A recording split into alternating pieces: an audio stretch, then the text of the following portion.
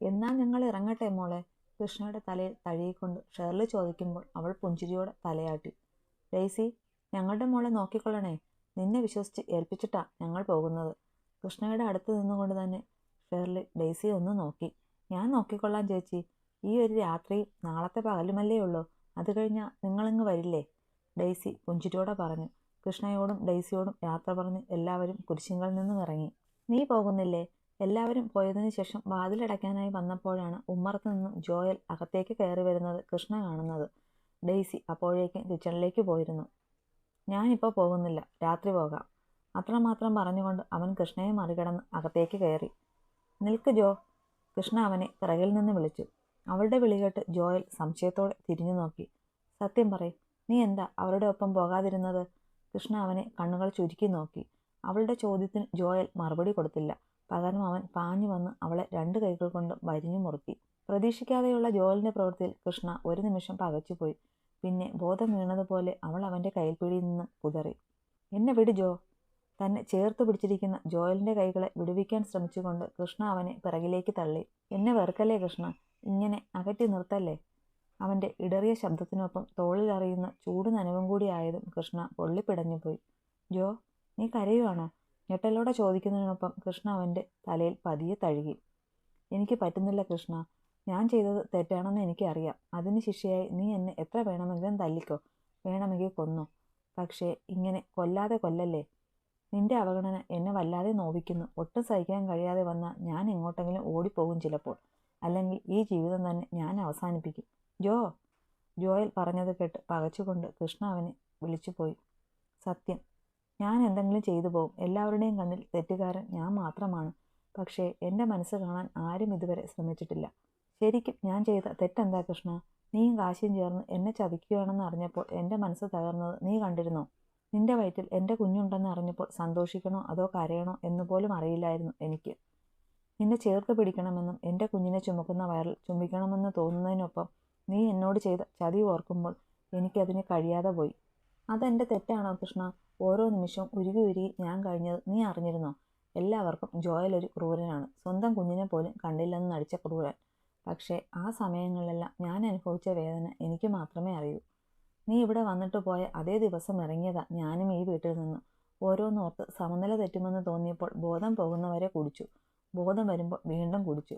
ഓരോ ദിവസവും ഞാൻ തള്ളി നീക്കിയത് എങ്ങനെയാണെന്ന് എനിക്കേ അറിയൂ. അതിനിടയിൽ സത്യങ്ങളെല്ലാം അറിഞ്ഞപ്പോൾ ചെയ്ത തെറ്റോർത്ത് നേറ് ഞാൻ ഈ നിമിഷം വരെ ഉരുകി ജീവിച്ചു. ഇനിയും എനിക്ക് വയ്യടി. ഇനിയും നിന്റെ അവഗണന താങ്ങാനുള്ള കരുത്ത് എനിക്കില്ല. പറഞ്ഞു നിർത്തി അവളുടെ തോളിലേക്ക് മുഖം ഉമർത്തിക്കൊണ്ട് ജോയൽ പൊട്ടിക്കരഞ്ഞു. ജോ. അവൻ്റെ മുടിയിഴകളിൽ തലോടിക്കൊണ്ട് കൃഷ്ണ പതിയെ വിളിച്ചു. എന്നെ വെറുക്കല്ലേ കൃഷ്ണ. അവൻ പദം പറഞ്ഞ് കരഞ്ഞുകൊണ്ട് അവളെ കൂടുതൽ മുറുകെ പുണർന്നു. ഇല്ല ജോ, എനിക്കതിന് കഴിയോ? നിന്നെ വെറുക്കാൻ മാത്രം എൻ്റെ മനസ്സ് കല്ലായിപ്പോയെന്ന് തോന്നുന്നുണ്ടോ നിനക്ക്? കൃഷ്ണയുടെ ശബ്ദം വല്ലാതെ ഇടറുന്നുണ്ടായിരുന്നു. അവൻ്റെ ഓരോ വാക്കുകളിലും തൻ്റെ ഹൃദയം പൊടിഞ്ഞു പോകും പോലെ തോന്നിപ്പോയി അവൾക്ക്. എന്നെ അകറ്റി നിർത്തല്ലേ. ജോയൽ വീണ്ടും കരഞ്ഞുകൊണ്ട് അവളെ മുറുക്കി പിടിച്ചു. ഇല്ല ജോ, ഇല്ല. എനിക്കതിന് കഴിയോ? കൃഷ്ണയും അവനൊപ്പം കരഞ്ഞുപോയി. എന്നോട് ക്ഷമിക്കും മോളെ. ആ സമയം എനിക്കും എന്നെ തന്നെ നിയന്ത്രിക്കാൻ കഴിയാതെ പോയി. നിന്നെ കണ്ടില്ലെന്ന് നടിക്കേണ്ടി വന്നു. പിന്നെ എല്ലാവർക്കും മുന്നിൽ ഞാൻ എൻ്റെ ഭാര്യയായി കൊണ്ടുവരാനിരുന്ന സാഹചര്യവും അതായിരുന്നല്ലോ. എല്ലാം കൂടി ഭ്രാന്ത് പിടിച്ചൊരവസ്ഥയിലായിപ്പോയി ഞാൻ. ദേ നോക്ക്, ഇവിടെ ഈ നിമിഷം നിനക്ക് ഞാനൊരു വാക്ക് തരിക. ഇനി മരിക്കുവോളം നിന്നെയും നമ്മുടെ കുഞ്ഞിനെയും ആർക്കു വേണ്ടിയും അകറ്റി നിർത്തില്ല ഞാൻ. ജോയലിൻ്റെ ശരീരത്തിൽ ജീവൻ്റെ ഒരംശമെങ്കിലും ബാക്കിയുള്ളെങ്കിൽ നിന്നെ ആർക്കും വിട്ടുകൊടുക്കില്ല ഞാൻ. നിന്നെ എൻ്റെ കയ്യിൽ ഏൽപ്പിക്കുമ്പോൾ ഞാൻ കാശിക്ക് കൊടുത്ത വാക്കായിരുന്നു അത്. പക്ഷേ ആ വാക്കെനിക്ക് പാലിക്കാൻ കഴിഞ്ഞില്ല. എൻ്റെ കാശിയെ ഞാൻ ചതിച്ചതിന് തുല്യമായി പോയി എൻ്റെ പ്രവൃത്തി. ഞാൻ താലി കെട്ടിയ നിന്നെയും ഞാൻ വാക്ക് തന്നു പറ്റിച്ചു. അതിനുള്ള ശിക്ഷ കർത്താവ് എനിക്ക് വേണ്ടി കരുതി വെച്ചിട്ടുണ്ടാവും. എൻ്റെ മനസ്സ് അങ്ങനെ പറയുന്നുണ്ട്. എന്തോ എല്ലാം നഷ്ടപ്പെടാൻ പോകുന്നത് പോലെ നെഞ്ചൊക്കെ വല്ലാതെ നോവുന്നു എനിക്ക്. സമാധാനമായി ഉറങ്ങാൻ പോലും കഴിയുന്നില്ല. ജോയലിൻ്റെ കണ്ണുകൾ വീണ്ടും നിറഞ്ഞു തുളുമ്പി. ജോ, കരയല്ലേടാ. എനിക്ക് മനസ്സിലായല്ല. നിന്നെ എനിക്ക് മനസ്സിലായില്ലെങ്കിൽ പിന്നെ ആർക്ക് മനസ്സിലാകാനാ? കരയാതെടാ കോഴിച്ച. അവൻ്റെ മൂക്കിൻ തുമ്പിൽ പിടിച്ചു വലിച്ചുകൊണ്ട് കൃഷ്ണ കുറുമ്പോടെ പറഞ്ഞു. അറിയാം കൃഷ്ണ, പക്ഷേ എനിക്ക് പേടിയാകുന്നു. നിന്നെ ഇനിയും എനിക്ക് നഷ്ടമാകുമോ? ജോയലിൻ്റെ മനസ്സ് പല ചിന്തകളാൽ കലുഷിതമായിരുന്നു. ഒന്നുമില്ല ജോ, ഒന്നും സംഭവിക്കില്ല. നീ ടെൻഷനാകാതെ വേഗം കളരിക്കലേക്ക് പോകാൻ നോക്ക്. ലവിച്ചായൻ പ്രത്യേകം ക്ഷണിച്ചതല്ലേ നിങ്ങളെയെല്ലാം. അപ്പോൾ പിന്നെ പോയില്ലെങ്കിൽ അത് മോശമാകും ജോ. കൃഷ്ണ അവൻ്റെ കണ്ണുകൾ തുടച്ചുകൊണ്ട് അവനെ പറഞ്ഞു മനസ്സിലാക്കി. ഞാൻ എങ്ങോട്ടും പോകുന്നില്ല കൃഷ്ണ. നിന്നെ ഒറ്റയ്ക്കാക്കി ഞാൻ ഇനിയും എങ്ങോട്ടുമില്ല. ജോയലിൻ്റെ വാക്കുകൾ വാശി നിറഞ്ഞു. ഇവൻ പോകാതിരുന്നാൽ ഞാനും ജോബിച്ചായനും കൂടി ഉണ്ടാക്കിയ പ്ലാൻ എല്ലാം പൊളിയും. മറിഞ്ഞിരിക്കുന്ന ശത്രു ആരായാലും ഇന്നത്തെ രാത്രി എന്നെ തേടി ഇവിടെ എത്തിയിരിക്കും. അപ്പോൾ കൈയോടെ പിടിക്കണമെങ്കിൽ ഇവൻ ഇവിടെ ഉണ്ടാകാൻ പാടില്ല. ഇവൻ ഇവിടെ ഉണ്ടായാൽ അതാരായാലും ഇവിടേക്ക് വരില്ല. കൃഷ്ണ ഒരു നിമിഷം മനസ്സിലോർത്തു. അങ്ങനെ പറഞ്ഞാൽ പറ്റില്ല ജോ. എല്ലാവരും പോയിട്ട് നീ മാത്രം പോകാതിരുന്നാൽ അത് മോശമാണ്. നിന്നെ അവിടെ എല്ലാവരും തിരക്കും. പിന്നെ അതൊരു പരാതിയാവും. കൃഷ്ണ വീണ്ടും പറഞ്ഞു നോക്കി. അങ്ങനെയാണെങ്കിൽ ജിബിച്ചനുമില്ലല്ലോ. അവൻ തോട്ടത്തിൽ പോയിരിക്കുമല്ലേ. അവൻ്റെ കൂടെ പോയെന്നോ മറ്റോ പറഞ്ഞോളാം ഞാൻ. കൃഷ്ണ ഓരോ തവണ പറയുമ്പോഴും അവൻ ഓരോ ന്യായങ്ങൾ കണ്ടെത്തിക്കൊണ്ടിരുന്നു. അതോടെ അവൻ പോകില്ലെന്ന് കൃഷ്ണയ്ക്ക് ഉറപ്പായി. ശരി ശരി, നീ എന്തെങ്കിലും ചെയ്യ്. ഞാനിനി ഓടിച്ചു വിട്ടെന്ന് പറയണ്ട. അവൻ്റെ മുടിയിഴകൾക്കിടയിൽ കൈ കടത്തി കുടഞ്ഞുകൊണ്ട് കൃഷ്ണ ഒരു ചിരിയോടെ പറഞ്ഞു. അവളുടെ പ്രവൃത്തിയിൽ ജോയലിൻ്റെ കണ്ണുകൾ എന്തിനോ നിറഞ്ഞു. എന്തു പറ്റി ജോ? എന്തിനാ നിന്റെ കണ്ണുകൾ നിറഞ്ഞത്? കൃഷ്ണ സംശയത്തോടെ ചോദിച്ചു. അത് ഞാൻ നിന്റെ അമ്മയെ ഓർത്തുപോയി. അമ്മയാ മുടിയിൽ ഇങ്ങനെ ചെയ്യാറുള്ളത്. ഒറ്റ തവണയെ കണ്ടിട്ടുള്ളൂ എങ്കിലും അന്ന് ഒത്തിരി തവണ ഇങ്ങനെ ചെയ്തിരുന്നു. എനിക്കിഷ്ടമായിരുന്നു അത്. ജോയൽ അത് പറയുമ്പോൾ കൃഷ്ണ ശക്തമായി ഒന്ന് തേങ്ങി. അവളുടെ കണ്ണുകൾ നിറഞ്ഞ് കണ്ണുനീർ കവിളിനെ നനയിച്ചുകൊണ്ട് ഒഴുകിയിറങ്ങി. ഹേയ് പോട്ടടാ, കരയല്ലേ. അവരാരും നമ്മളെ വിട്ടു പോയിട്ടില്ലല്ലോ. എല്ലാവരും നമുക്കൊപ്പം തന്നെയുണ്ട്. നീ ഇങ്ങനെ വിഷമിക്കുന്നത് കണ്ടാൽ അവർക്ക് സങ്കടമാകും. അതുകൊണ്ട് എൻ്റെ മോളിപ്പോൾ എന്നെ ഒന്ന് സന്തോഷിപ്പിക്കുക. കൃഷ്ണയെ നിലത്തു നിന്ന് എടുത്തുയർത്തിക്കൊണ്ട് ജോയൽ ഒന്ന് വട്ടം കറക്കി. ആ ജോ, എന്നെ താഴെ ഇറക്ക്. പേടിയാവുന്നടാ. വേണ്ട ജോ, ഞാൻ വീഴും. അവൻ കറങ്ങുന്നതിനനുസരിച്ച് കൃഷ്ണ അവൻ്റെ തോളിൽ അമർത്തി പിടിച്ചുകൊണ്ട് ഉറക്കെ പറഞ്ഞു. ഞാനുള്ളപ്പോൾ നീ വീഴില്ല കൃഷ്ണ. പറഞ്ഞുകൊണ്ട് തന്നെ ജോയൽ അവളെ താഴെ ഇറക്കി. എന്തു പണിയാ ജോ നീ കാണിച്ചത്? ഇങ്ങനെയൊന്നും ചെയ്യാൻ പാടില്ല. കുഞ്ഞുള്ളതല്ലേ. അയ്യോ സോറി മോളെ, ഞാനത് മറന്നുപോയി. നിനക്ക് കുഴപ്പമൊന്നുമില്ലല്ലോ അല്ലേ? ഞാൻ പെട്ടെന്നൊരാവേശത്തിന്. പോടാ, നിന്റെ ആവേശം കാരണം ഞാൻ പെട്ടിയിലാകാനാ ചാൻസ്. അതുകൊണ്ട് ദേഹത്ത് തൊട്ടുള്ള കളിയൊന്നും വേണ്ട, കേട്ടല്ലോ. ആ, അതെന്ത് പറച്ചില്ല. ദേഹത്ത് തൊടാതെ എങ്ങനെയാ മോളെ കാര്യങ്ങൾ നടക്കുന്നത്? അതുകൊണ്ട് നീ കടുത്ത തീരുമാനങ്ങളൊന്നും എടുത്തേക്കല്ലേ. ജോയൽ കുറുമ്പോടെ പറഞ്ഞുകൊണ്ട് അവളുടെ അരയിലൂടെ കൈ ചുറ്റി അവളെ തന്നിലേക്ക് വലിച്ചടിപ്പിച്ചു. ജോ, വേണ്ട കേട്ടോ. നിന്റെ കുറുമ്പൊന്നും ഇവിടെ നടക്കില്ല. അവൻ്റെ ഷർട്ടിൽ പിടിമുറുക്കിക്കൊണ്ട് കൃഷ്ണ കുറുമ്പോടെ പറഞ്ഞു. അങ്ങനെയാണെങ്കിൽ ശരി. നിന്നോടല്ലേ എനിക്ക് കുറുമ്പ് കാണിക്കാൻ പറ്റാതെയുള്ളൂ. എൻ്റെ കുഞ്ഞിനോട് കാണിക്കാമല്ലോ. പറയുന്നതിനോടൊപ്പം സാരിക്കിടയിലൂടെ അവൻ്റെ കൈ അവളുടെ വയറിൽ പതിഞ്ഞിരുന്നു. ജോ വേണ്ട. അവൻ്റെ കൈയുടെ ചൂട് വയറിലറിഞ്ഞതും അവളൊന്ന് പിടഞ്ഞുപോയി. അവളുടെ കൈവിരലുകൾ അവൻ്റെ ഷർട്ടിൽ അമർന്നു മുറുകി. ജോയലിൻ്റെ കൈ അവളുടെ വയറിൽ തഴുകുന്നതിനോടൊപ്പം അവൻ്റെ മുഖം അവളിലേക്ക് അടുത്തു വന്നു. കിച്ചുമോളെ. പെട്ടെന്ന് കിച്ചണിൽ നിന്ന് ഡെയ്സിയുടെ വിളി കേട്ടതും ജോയലും കൃഷ്ണയും ഞെട്ടിക്കൊണ്ട് വേഗം അകന്നു മാറി. ഛെ, നശിപ്പിച്ചു. ജോയൽ നിരാശയോടെ പറഞ്ഞുകൊണ്ട് നെറ്റിയിലേക്ക് വീണുകിടന്ന മുടിയിഴകൾ പുറകിലേക്ക് മാടി ഒതുക്കി. അവൻ്റെ കാട്ടിക്കുട്ടൽ കണ്ട് കൃഷ്ണയ്ക്ക് ചിരി വരുന്നുണ്ടായിരുന്നു. അത് ജോയൽ വ്യക്തമായി കാണുകയും ചെയ്തു. ചിരിക്കണ്ട നീ, റൂമിലേക്ക് വാ, കാണിച്ചു തരാം ഞാൻ. കേട്ടോടി മൂങ്ങേ. അതും പറഞ്ഞ് ചാടിത്തുള്ളി ജോയൽ മുകളിലേക്ക് കയറിപ്പോയി. അവൻ്റെ പോക്ക് കണ്ട് കൃഷ്ണ അറിയാതെ ചിരിച്ചുപോയി. അപ്പോഴേക്കും ഡെയ്സി അവൾക്കുള്ള പാലുമായി അവിടേക്ക് വന്നിരുന്നു. ദാ മോളെ, ഇത് കുടിച്ചോ. അവൾക്ക് നേരെ പാല് നിറച്ച ഗ്ലാസ് നീട്ടിക്കൊണ്ട് ഡെയ്സി പറഞ്ഞു. ഇപ്പം വേണ്ട ചേച്ചി, നേരെ സന്ധ്യയായില്ലേ. ഇനിയിപ്പോൾ രാത്രി മതി. കിടക്കുന്നതിന് മുമ്പ് തന്നാൽ മതി, കൃഷ്ണ മടുപ്പോടെ പറഞ്ഞു. അതൊന്നും പറഞ്ഞാൽ പറ്റില്ല. ഷേർലി ചേച്ചി എന്നെ ഏൽപ്പിച്ചിട്ട് പോയതാ ഇതൊക്കെ. എന്നിട്ട് ഞാൻ ചെയ്തില്ലെന്നറിഞ്ഞാൽ പിന്നെ അത് മതി. അതുകൊണ്ട് മോളിത് വേഗം കുടിച്ചേ. ഡെയ്സി വീണ്ടും നിർബന്ധിച്ചപ്പോൾ അവൾ അത് വാങ്ങി കുടിച്ചിട്ട് ഗ്ലാസ് അവരെ ഏൽപ്പിച്ചു. അത് വാങ്ങി ഡെയ്സി കിച്ചണിലേക്ക് തന്നെ തിരിച്ചുപോയി. ജോബി ചായനെ വിളിച്ച് ജോയെ എങ്ങനെയെങ്കിലും ഇവിടുന്ന് കൂട്ടിക്കൊണ്ടു പോകാൻ പറയണം. ഇല്ലെങ്കിൽ എല്ലാം കുളമാകും. അവൾ വേഗം ഫോണെടുത്ത് ജോബിനെ വിളിച്ചു കാര്യം പറഞ്ഞു. ജോയലിനെ അവൻ കൂട്ടിക്കൊണ്ടു പൊയ്ക്കോളാം എന്ന് ഉറപ്പ് കൊടുത്തപ്പോൾ അവൾക്ക് ചെറിയ ആശ്വാസം തോന്നി. അവൾ കുറച്ചു നേരം ഉമ്മറത്ത് ഇറങ്ങിയിരുന്നു. സമയം 8 മണിയോടടുത്തിരുന്നു. കുറച്ചു നേരം കൂടി അവിടെ ഇരുന്ന ശേഷം റൂമിലേക്ക് പോകാനായി അവൾ ഹാളിലേക്ക് ചെന്നു. അപ്പോഴേക്കും ജോയൽ മുകളിൽ നിന്ന് താഴേക്ക് ഇറങ്ങി വന്നിരുന്നു. നീ എങ്ങോട്ടാ? എവിടെയോ പോകാനായി ഒരുങ്ങി വരുന്ന ജോയലിനെ കണ്ട് കൃഷ്ണ സംശയത്തോടെ ചോദിച്ചു. ജോബിച്ചായം വിളിച്ചിരുന്നു. ആള് ചൂടില്ല. എന്നെ അവിടെ എല്ലാവരും തിരക്കുന്നു എന്ന് പറഞ്ഞ് ആകെ ബഹളം. പോയെന്ന് തല കാണിച്ചിട്ട് വരാം. നീ വാതിലടച്ച് കിടന്നോ. ഡെയ്സി ചേച്ചിയോട് ഞാൻ പറഞ്ഞിട്ടുണ്ട്. അവളുടെ തലയിലൊന്ന് തഴുകി നെറ്റിയിൽ ഒരു ഉമ്മയും കൊടുത്തുകൊണ്ട് ജോയൽ പുറത്തേക്ക് ഇറങ്ങി. വാതിലടച്ചോ കൃഷ്ണ, ഞാൻ വേഗം വരാം. അവൻ പുഞ്ചിരിയോടെ പറഞ്ഞുകൊണ്ട് അവളുടെ നെറ്റിയിൽ ഒരിക്കൽ കൂടി മുത്തി മാറി. പതിയെ വന്നാൽ മതി ജോ, ധൃതി വേണ്ട. ശ്രദ്ധിച്ച് ഡ്രൈവ് ചെയ്യണേ, കൃഷ്ണ ആവലാതിയോടെ പറഞ്ഞു. ആടി പെണ്ണെ, ഞാൻ ശ്രദ്ധിച്ചോളാം. ഞാൻ വന്ന് ഫോണിൽ വിളിക്കാം. അപ്പോഴേ വാതിൽ തുറക്കാവൂ കേട്ടോ. അവളുടെ കവളിൽ ഒന്ന് തട്ടി പറഞ്ഞുകൊണ്ട് അവൻ പുറത്തേക്കിറങ്ങി കാറിലേക്ക് കയറി. അവൾക്ക് നേരെ കൈവീശിക്കൊണ്ട് അവൻ കാർ മുന്നോട്ടെടുത്തു. കിച്ചുമോളെ, കഴിക്കാനെടുത്ത് വെച്ചിട്ടുണ്ട്, വേഗം വന്ന് കഴിക്ക്, നേരം വൈകി. ജോയൽ പോകുന്നത് നോക്കി നിന്ന കൃഷ്ണയോട് ഡെയ്സി അകത്തുനിന്ന് വിളിച്ചു പറഞ്ഞു. ആ, ദാ വരുന്നു ചേച്ചി, അവരോട് വിളിച്ചു പറഞ്ഞുകൊണ്ട് അവൾ അകത്തേക്ക് കയറിപ്പോയി.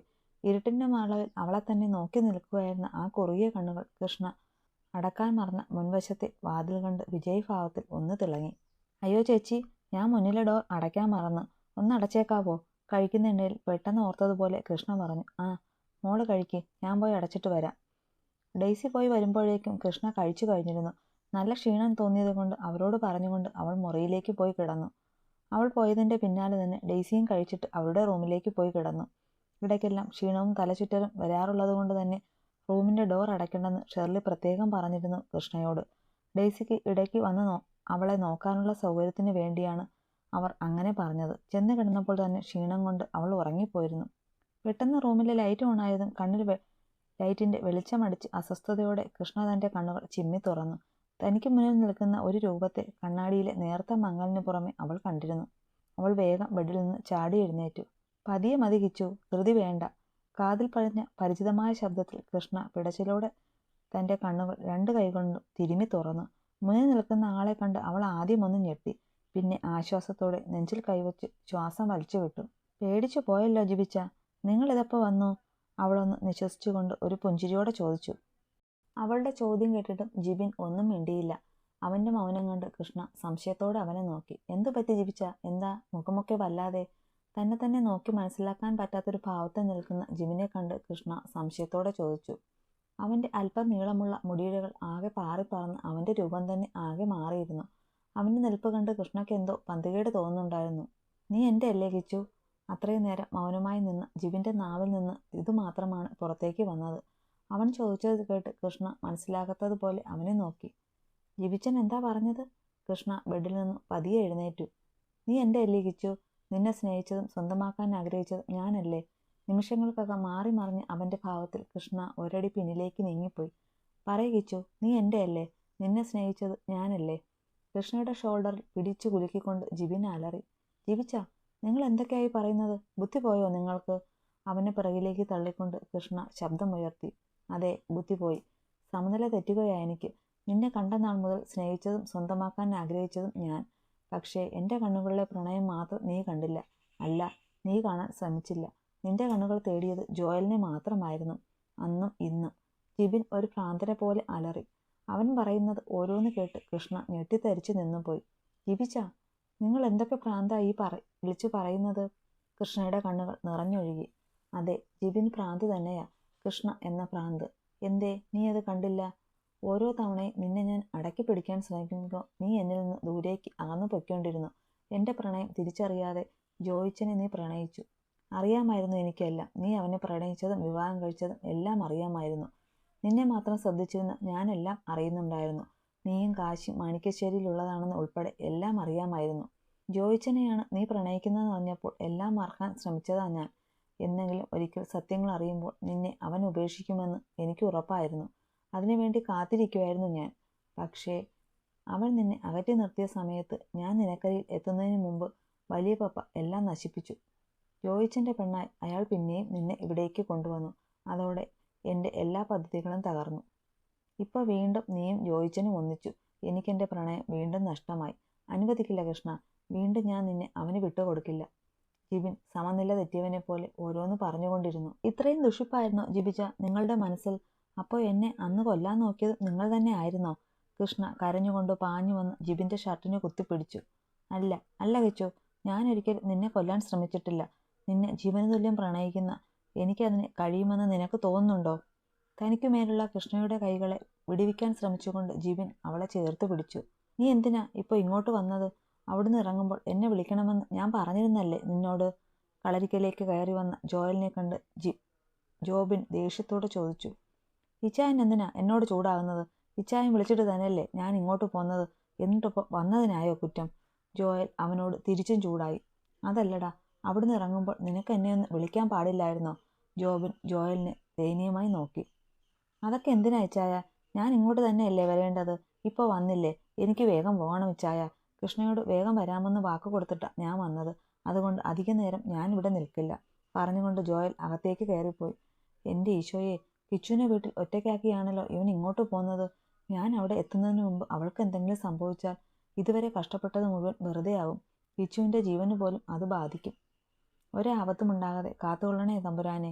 നെഞ്ചിൽ പറ്റിച്ചേർന്ന് കിടന്ന കുരിശുമാരിൽ അമർത്തി പിടിച്ചുകൊണ്ട് ജോബിൻ പ്രാർത്ഥിച്ചു. പിന്നെ പുറത്തേക്ക് പാഞ്ഞു. ജോബിച്ച. കാറിൽ കയറാനായി വന്നതും പിറകിൽ നിന്ന് ലെവിൻ്റെ വിളികേട്ട് ജോബിൻ തിരിഞ്ഞു നോക്കി. നീ എങ്ങോട്ടായി പോണത്? ദേ അവിടെ പാർട്ടി തുടങ്ങി. നിന്നെ എല്ലാവരും അന്വേഷിക്കുന്നു. വന്നേ വന്നേ, സമയം പോണു മോനെ. ഇന്നൊരു പൊളി പൊളിക്കാനുള്ളതാ. ലെവി, അത് ഞാനൊന്ന് പുറത്തോട്ട് പോയിട്ട് വേഗം വരാം. അതൊന്നും പറഞ്ഞാൽ പറ്റില്ല ജോബിച്ച. അവിടെ എല്ലാവരും നിന്നെ വെയിറ്റ് ചെയ്തിരിക്കുക. നീ ഇങ്ങോട്ട് വന്നേ. പോകാനിറങ്ങിയ ജോബിനെ കയ്യിൽ പിടിച്ചു വലിച്ചുകൊണ്ട് ലെവിൻ അകത്തേക്ക് കയറിപ്പോയി. ഏറുന്ന നെഞ്ചിരിപ്പോടെ ജോബിൻ നിസ്സഹായനായി അവനൊപ്പം നടന്നു.